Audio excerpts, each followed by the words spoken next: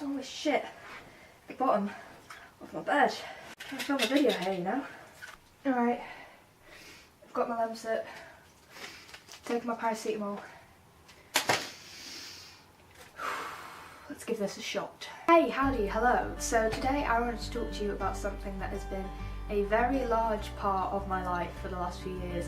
But I also want to say, forgive me if I sound a little bit like a goose. I am currently suffering the worst head cold on the face of this earth. I want to start by saying that I'm at the point in my diagnosis where it has been speculated that my type of social anxiety is seated in some kind of personality disorder and has nothing to do with my body or the chemicals in my brain. I mean, of course it's got something to do with the chemicals in my brain, but that's not where it comes from. So really I can only talk about the nurture side of my issue and not the nature. I have spent a fair amount of time talking to doctors, talking to nurses, counsellors about this issue, but timing has never really been great in terms of me actually getting treatment. So at the moment you'll have to take me in the position that I'm currently pushing through and coping with this entirely on my own until the time arrives where I can seek help.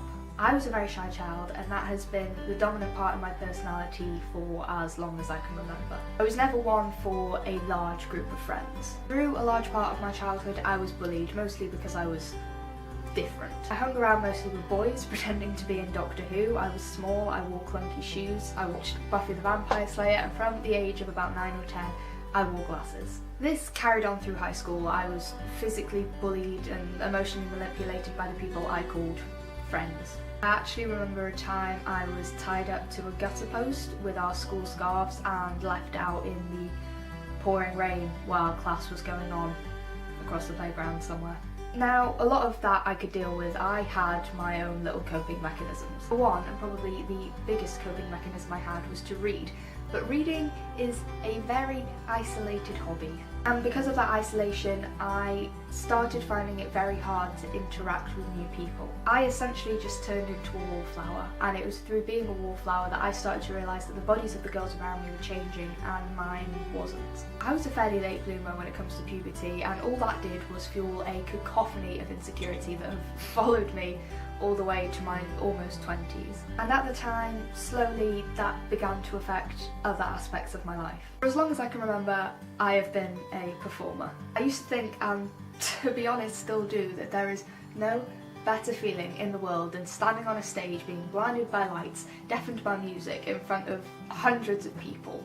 Like, seriously, just thinking about it is like giving me the chills. It's the best feeling ever. So when I noticed that I'd started stepping out of the spotlight, stopped raising my hand so much, I realised that this was something that was going to affect a lot of decisions in my future. When I was 16, I got a job, and it was a complete disaster. I just couldn't talk to people. Even a simple hello to a customer I would have to force out of a clenched throat. Talking to new people terrified me so much that I would spend my shifts in the staff bathroom having panic attack after panic attack, sobbing until I threw up, and then I would go back out into the shop and act as if nothing had happened. I entered then a very unpleasant time in my life, because when you turn 16, especially here in the UK, responsibility hits you like a truck and you can't be relying on your seniors to be doing all your shit for you. And the worst part is, the people around me wouldn't recognise it as a problem, and being at the age I was, that means I didn't recognise it as a problem. I honestly just kept saying to myself over and over that this was a phase, and that everybody went through it, and that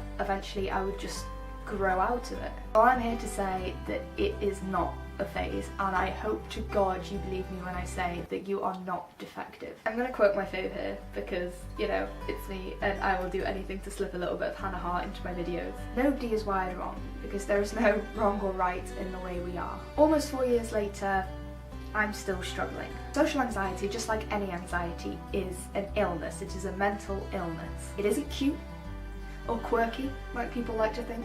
It's the thing that sends you panic attacks every time you have to make a phone call to friends, to family members, people you have known your entire life.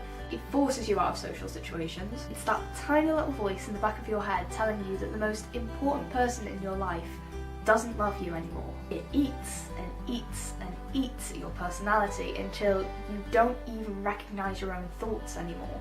It's ugly and it's angry, and it is the most isolating feeling in the world. Now, starting university to me was the most horrifying prospect anyone could have laid at my feet. Not just having to interact with new people, but actually having to live with them, actually sharing a space that was strange to all of us, and having to deal with that was just like, no, can't deal, no, end my suffering. But I did it, and I'm here, and I'm coping. What I want people to understand is social anxiety is not a product of laziness or of arrogance. If you have ever been blown off by a person with social anxiety, then I can almost guarantee you that that person did not want to cancel on you. Sometimes the prospect of initiating conversation, of upholding it, of being constantly interested, engaging, can feel impossible. And that's the main point I want to draw on here. It seems, it